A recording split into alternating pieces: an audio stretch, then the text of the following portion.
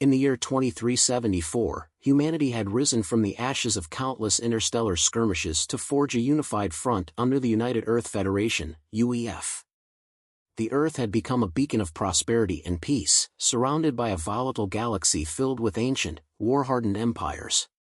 The Trian Empire, one of the most formidable galactic powers, had conquered hundreds of worlds, leaving a trail of ashes in their wake. Their fleet was an unstoppable force, their technology advanced beyond comprehension. For centuries, the Trians had looked down on humanity as a fledgling species, too young, too disorganized, and too weak to pose any real threat to their dominance. To them, Earth was a backwater planet, a minor outpost in a vast and ruthless universe. When Emperor Visor of the Trian Empire set his sights on Earth, it wasn't for any strategic reason, it was a statement. A reminder that the galaxy belonged to them and that humanity would be a footnote in the annals of history. With an army that spanned several star systems and ships capable of decimating entire cities in seconds, the Trians believed that humanity would cower before their might. They sent a fleet of 1,000 warships, each one carrying weapons capable of obliterating human defenses. The Empire's commanders sneered at the thought of humanity putting up any real resistance. They assumed that, at most, Earth would attempt a token defense before surrendering, as they had seen with countless other civilizations. On the eve of the invasion, Emperor Visor delivered a public address that would echo across the galaxy for years to come. "The humans are no more than children who cry at the sound of war," he declared, his voice dripping with contempt. "Our fleets will cleanse their planet of their primitive ways. No more will they disrupt the natural order of the galaxy. We shall take what is ours, and in the process, teach them the cost of defiance." Humanity, to the Trians, was a species that had never truly experienced war at a galactic scale. They believed the Earth's technology, while advanced, was no match for their own. The Trians had long relied on their superior weaponry and the overwhelming might of their numbers to crush any opposition. They saw no reason to believe that Earth's leaders, or its people, would rise up to challenge them. But the Trians had miscalculated. Retired Colonel Jackson Carter was living a quiet life on the moon colony when he received the call. Once, he had been at the forefront of humanity's wars in space, leading special operations teams in the defense of Earth against alien invaders. Now, he was just a relic of a bygone era, a man who had seen too much war to ever want to fight again. But when the UEF reached out to him, there was no hesitation in his decision. He knew what was coming. The Trians were coming, and they would not stop until Earth was theirs. Carter had fought alongside the greatest warriors of humanity during the early interstellar wars, back when Earth's colonies were struggling to hold off relentless alien threats. He had seen entire fleets fall, cities reduced to rubble, and heroes forged in the fires of war. He knew the Trians would underestimate humanity's ability to fight back. But they didn't understand human nature. They didn't understand that Earth, despite its relatively young place in the galactic order, had the most dangerous weapon of all, human resolve. The UEF had learned from the wars of the past. Though humanity's fleet was not as technologically advanced as the Trians, it was far more resourceful. The Federation had long since adapted the ancient strategies of human warfare, blending them with the latest technologies. Jackson Carter was one of the few men alive who knew how to fight in ways that the Trians could never predict. He had lived through the worst of humanity's conflicts and had survived by thinking outside the box, by exploiting the smallest weaknesses of his enemies. And now, the Earth needed him again. Jackson was tasked with assembling a small, elite team of soldiers, each one a product of Earth's most brutal conflicts. Each one had their own skills, their own history, and their own reasons for fighting. They came from different backgrounds, from all corners of the Earth, but they shared one thing in common, an unwavering belief that humanity would never bow to an invader. As Jackson stood before his team, he felt the weight of history pressing down on him. The Trians were coming, but they didn't know what they were about to face. They believed that humanity was a soft, peace-loving species, too weak to resist their might. But Jackson knew better. He knew that humans fought differently. They didn't win battles through superior technology or overwhelming firepower, they won through ingenuity, adaptability, and a relentless will to survive. "Listen up," Jackson said, his voice steady and commanding. "We're not here to play by their rules.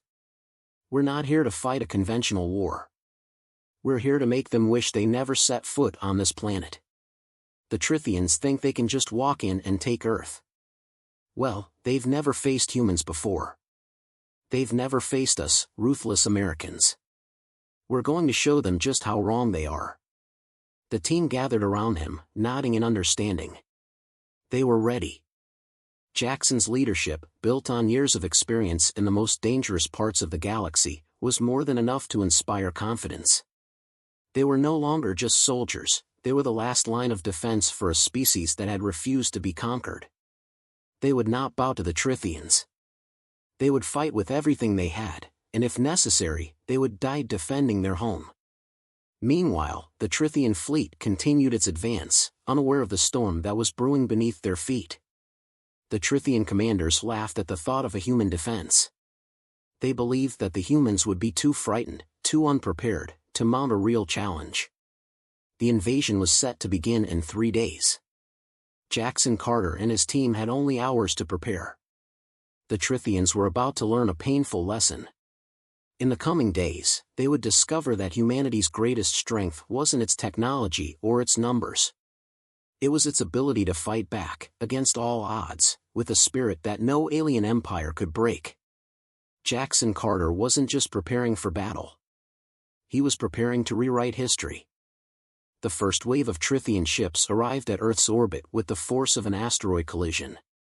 1,000 warships, each larger and more formidable than anything humanity had ever constructed, dropped out of hyperspace, their guns trained on Earth's major cities. The atmosphere around the planet crackled with the power of their arrival, their sensors picking up every detail of Earth's defenses. The Trithians, expecting immediate surrender, launched a barrage of orbital strikes on the surface, turning major cities into smoldering craters. In the heart of Earth's military command center, the UEF quickly realized that a traditional defense would be useless.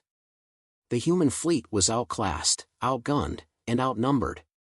But Jackson Carter had been preparing for this moment long before the first Trithian ship had appeared. He knew that humanity's strength didn't lie in superior technology or firepower, it lay in their ability to outthink and outmaneuver their enemies. As Carter and his team prepared to launch their counteroffensive, they had one crucial advantage: the element of surprise. The Trithians had underestimated the human capacity for guerrilla warfare, the kind of warfare that relied not on overwhelming numbers, but on creativity, cunning, and resourcefulness. The Trithians believed that by using their superior technology, they could crush any resistance. They were about to learn how wrong they were. Jackson's first order of business was to hit them where it hurt the most, by disrupting their advanced communications and targeting systems. The Trithians, accustomed to fighting with precision and coordination, were completely unprepared for the havoc that the humans would wreak. Jackson's team launched a series of calculated, high-risk strikes against the Trithian fleet's communication hubs. Using electromagnetic pulse (EMP) devices, they knocked out a series of key satellites orbiting Earth, scrambling the Trithians' ability to communicate and coordinate their movements. Within hours, Trithian ships began to move erratically, their once perfect formations turning into disorganized clusters. The invaders, who had believed that their technology would keep them always one step ahead, now found themselves unable to respond to a rapidly shifting battlefield.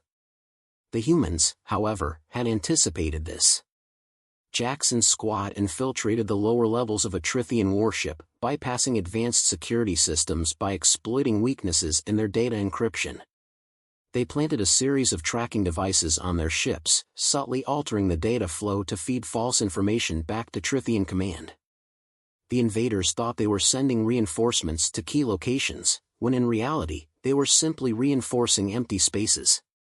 In the chaos, a dozen Trithian warships wandered off course, effectively lost in the vastness of space.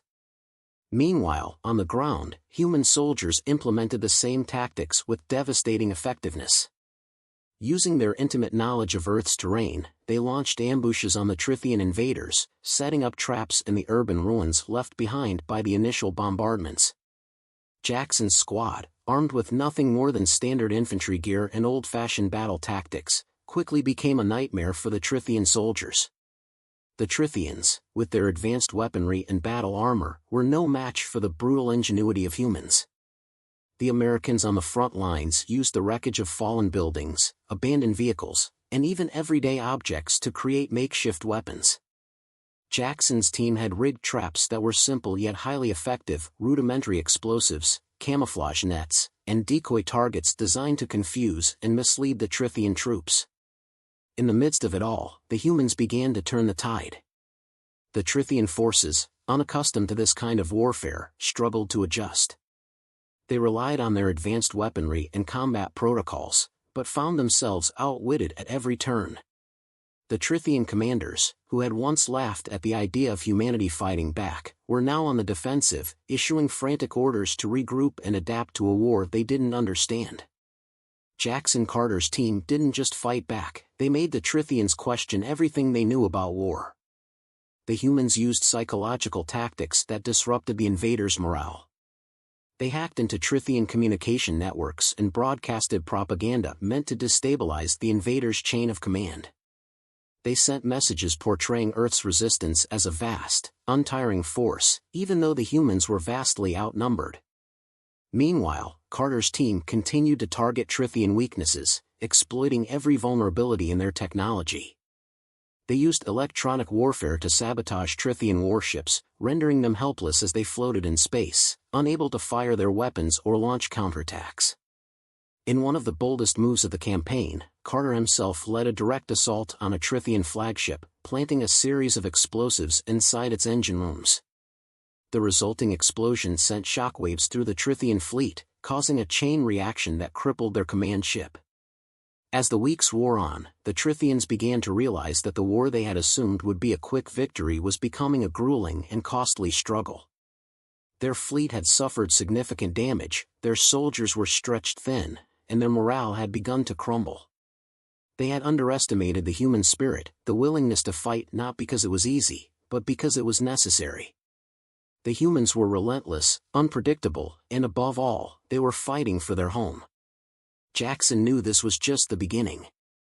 The Trithians had only begun to feel the sting of humanity's resistance, and the worst was yet to come. He gathered his team, his eyes filled with determination. "This isn't just about winning battles," he said. "It's about sending a message. We're going to show them that humans don't give up. We're going to show them that we fight differently, and that's why we'll win." In the coming days, the Trithians would face even greater losses. Jackson's team had only scratched the surface of the tactics that would bring the Trithians to their knees. As the first wave of the invasion began to falter, it became clear that Earth was not the easy target the Trithians had believed it to be. The true battle had only just begun. As the battle dragged on, the Trithian Empire's initial overconfidence began to crack. What had started as an easy conquest turned into a quagmire.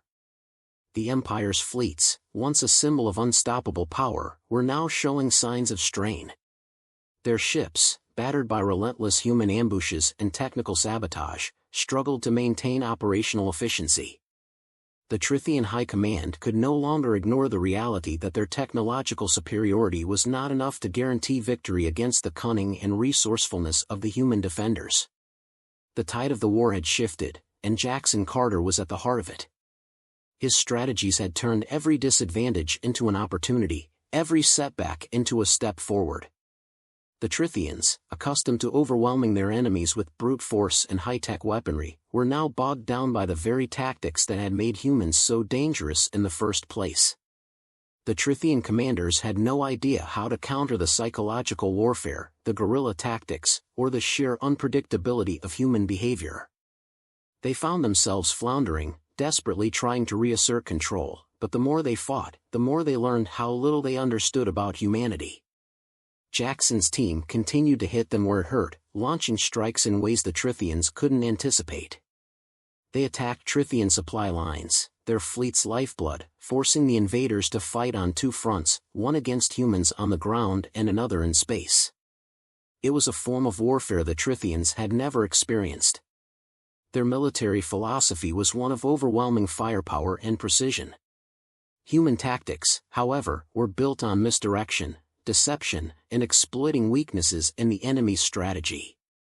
The Trithian forces began to fracture. The invaders had long relied on rigid, highly structured chains of command. But Jackson had anticipated that. The human tactics he employed were designed to disrupt that very structure, causing confusion and mistrust within the Trithian ranks. Orders from the top became increasingly ineffective as their commanders struggled to maintain control. The more the Trithians lost sight of their goals, the more they questioned their own superiority. Human soldiers, using nothing but ancient technology and their wits, were forcing the most powerful empire in the galaxy to rethink everything they had ever believed about war. The Trithians began to panic. Their once pristine fleets, designed for total domination, were now disorganized and confused. Jackson Carter had used the Trithians' greatest strength against them, their overconfidence. They thought they could simply crush Earth beneath their boot and move on to their next conquest. But they hadn't counted on the sheer will of humanity to survive. They hadn't counted on humans fighting not for glory or power, but for survival, for their homes, and for everything they had built. With every day that passed, the Trithians lost more ground. Carter's team launched continuous harassment attacks, making the invaders believe they were facing far greater numbers than they actually were. The psychological toll on the Trithian commanders was immense. They were not used to fighting an enemy that refused to break, that refused to surrender.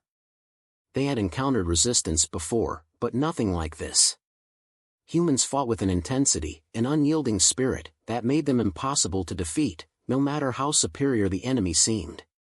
One of the most devastating tactics Carter employed was simple yet effective: misinformation. The humans knew the value of perception in war, and they used it to great effect. They broadcast false communications across the Trithian fleet, making it seem as though their forces were in disarray, spreading rumors of a massive rebellion brewing within their ranks. The Trithians, always a step ahead in terms of technology, had failed to consider the power of human cunning. Their advanced systems were compromised, and their entire war effort was thrown into doubt. At the same time, Jackson and his team began to exploit every flaw in the Trithian military infrastructure. Ships that were once considered invincible were now vulnerable to sabotage. Human operatives, working behind enemy lines, infiltrated critical facilities and planted explosives in the most unlikely of places. The Trithians had never considered that something as simple as a human-made explosive could cripple their advanced war machines. The damage was systematic. One ship after another fell victim to human ingenuity. Back on Earth, the ground war continued with increasing ferocity. The Trithian invaders, accustomed to sweeping across planets with minimal resistance, were now faced with an enemy that refused to relent. Jackson's soldiers used the wreckage of the initial bombardment to their advantage, setting up ambushes in the remains of destroyed cities and blending into the urban decay. What had once been human infrastructure was now a perfect battlefield for guerrilla tactics. Trithian soldiers, heavily armored and reliant on their technology, found themselves hopelessly outmatched by the nimble, resourceful humans who used the terrain and their surroundings as weapons. As the human resistance continued to gain momentum, the Trithian Empire's leadership began to crack under the pressure. The Emperor, once so certain of his inevitable victory, found himself forced to call for reinforcements from deep within their empire. But the longer the conflict raged on, the more costly it became for the Trithians. Resources were drained, and morale plummeted. The invaders had underestimated not just humanity's technology, but its ability to adapt and evolve under pressure. While the Trithians had relied on their massive, monolithic warships, humans were capable of thinking and acting in ways that could not be predicted or controlled. Jackson Carter, though battle-worn and scarred from the long months of fighting, knew that the time had come for a final strike. The Trithians were on the verge of collapse, and all that remained was one last push to break their resolve once and for all. Jackson's reputation, the legacy of humanity's resistance, had already spread throughout the galaxy. The Trithians now realized the one thing they had failed to recognize before, that when it came to war, humans were the most dangerous species in the galaxy, not because of their weapons, but because they would never, ever give up. As the weeks stretched on, the Trithian Empire found itself locked in a nightmare of its own making. Their fleets, once an unstoppable force, were now in disarray. Their soldiers, highly trained and accustomed to crushing their enemies with overwhelming firepower, were now bogged down in a war of attrition that they had not prepared for. Their command structure, which had been so rigid and effective in past conquests, was now fracturing under the relentless pressure of human ingenuity and tenacity. The Empire had underestimated humanity, and now it was paying the price. At the heart of this counteroffensive was Jackson Carter. His strategies, simple yet effective, had dismantled the Trithian invaders' sense of superiority piece by piece. The Trithians, who had once laughed at the thought of humanity being a serious threat, were now fighting for survival. Their once pristine warships were barely functional, their soldiers were demoralized, and their command structure was crumbling. The humans, by contrast, were only growing stronger. Jackson knew that the Trithians had two things left: pride and a powerful fleet. But even pride could only carry an empire so far. The Trithians had never expected to fight a war of attrition. They had relied on swift, decisive victories that crushed opposition before it had a chance to react. But this was not that kind of war. The humans, led by Carter, fought differently. They fought not to win battles, but to wear the invaders down, to force them to fight on humanity's terms. And in doing so, they had turned the tide of the war. The Trithians, despite their technological superiority, had no answer for this kind of warfare. The more the humans resisted, the more they made the Trithian leaders question their own assumptions. Jackson had made sure of that. By using every trick in the book, disinformation, guerrilla tactics, sabotage, and psychological warfare, he had made the Trithians doubt their ability to win.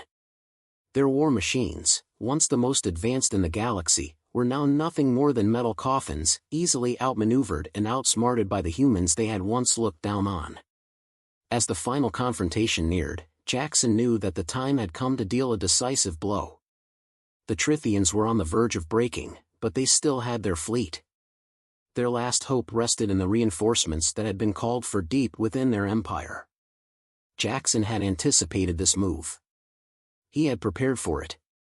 The humans would fight not with force, but with precision, and the final battle would be their last chance to defeat the Trithian threat once and for all. The plan was simple. Jackson's team would infiltrate the heart of the Trithian fleet and disable their most powerful ships.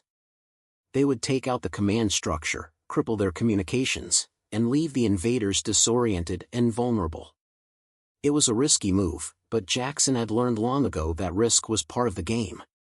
The Trithians had underestimated him, and now it was time to make them pay. Jackson's team, still composed of the same soldiers who had fought so relentlessly for the past few weeks, embarked on their final mission with determination. They infiltrated the Trithian flagship with a combination of stealth and brute force. The human soldiers, armed with nothing more than basic weapons and the will to survive, fought their way through the heavily guarded ship. It was a battle of wits, as much as it was of strength. The Trithian forces, still reeling from the ongoing human resistance, had no idea what they were about to face. In the heart of the flagship, Jackson came face to face with the Trithian general overseeing the invasion. The general, a towering figure of cold calculation, sneered at Jackson. "You think you've won?" he hissed, his voice dripping with disdain. "Your species is nothing. You fight like animals." Jackson's response was cold and measured, a reflection of the years he had spent on the front lines. "We fight because we have to. You thought you could crush us with your fleets, but we're still here. You may have the technology, but you don't have what we have. You don't have the will to fight." The two men, one human and one Trithian, stood in silence for a moment. The Trithian general, once so sure of his empire's invincibility, now saw the truth in Jackson's words. The humans had something the Trithians could never understand, a drive to protect their home, their families, and their way of life. It was that drive that had kept them fighting, even against impossible odds. With a swift motion, Jackson pulled the detonator from his belt and pressed the button. The flagship shuddered as a series of explosions ripped through its engine rooms. The Trithian general's eyes widened in shock as the ship began to break apart. Jackson didn't hesitate. He turned and led his team out, knowing that their mission had succeeded. The Trithian fleet, now without its flagship and its command structure in disarray, was left vulnerable. The remaining ships, scattered and disorganized, were easy prey for the remaining human forces. With the Trithians in full retreat, Jackson's team had done the impossible. They had forced the most powerful empire in the galaxy to surrender. As the Trithian invaders fled Earth's orbit, the humans stood victorious. The war that had begun with the Trithians laughing at humanity's weakness had ended with the humans forcing the most powerful empire in the galaxy to retreat in disgrace. Jackson Carter, the man who had led the charge, stood as a symbol of everything humanity had learned over the years, that it was not strength alone that made one powerful, but the ability to adapt, to outthink, and to outlast even the most overwhelming of enemies. The galaxy would never look at humanity the same way again. The Trithians had learned the hard way that humans were not to be underestimated. They had come to Earth expecting an easy conquest, but what they found instead were ruthless Americans, fierce warriors who would stop at nothing to protect their home. And as the last remnants of the Trithian fleet disappeared into the void, humanity stood proud, knowing that they had faced the impossible and emerged victorious.